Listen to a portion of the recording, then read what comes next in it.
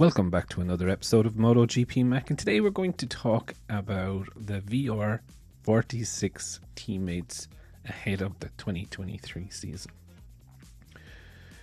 So to start with Luca Marini, now he did beat Bezzecchi in the championship last year by only 9 points, but you know, he did have some problems at the start of the year with the GP22, and it did take him some time, let's say, to dial that in and to get over it. So first part of the season, it wasn't great, but it was a hell of a lot better than Bezzecchi did. You know, Bezzecchi did have like 3 crashes in the first 6 races, so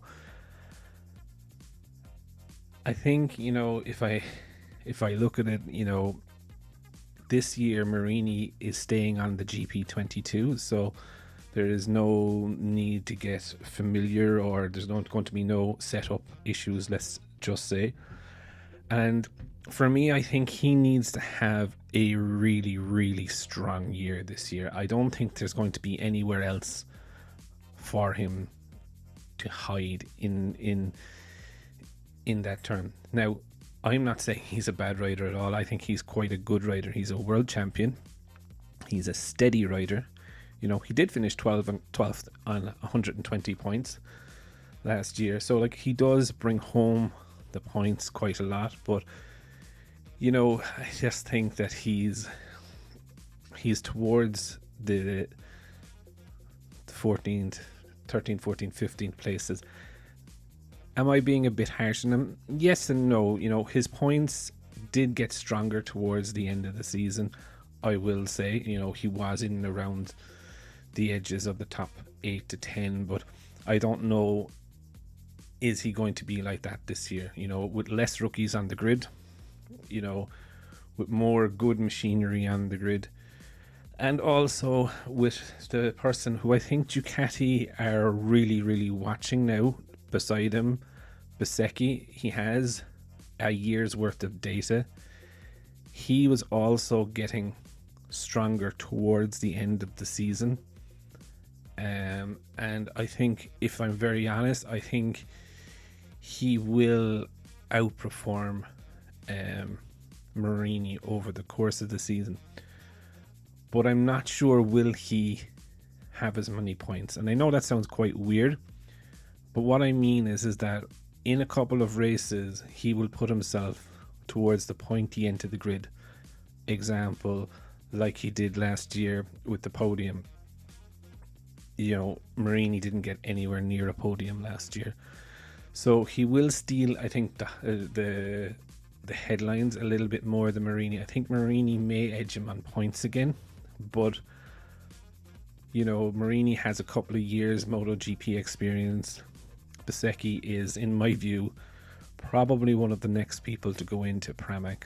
The next available seat, they're going to try and take him, which will be great for him. I think, you know, he is the catchy, cool Italian rider. He, you know, and I just think with a little bit more experience, he definitely has the raw natural talent.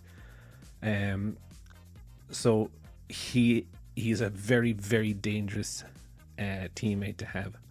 I would class Luca Marini as a steady Eddie. You know, he'll compile the points over the season, but I think Marini will steal the headlines for the right reasons. And, you know, as he's only in year 2 of his career, you know, I think not necessarily worrying about your champion position is the right move.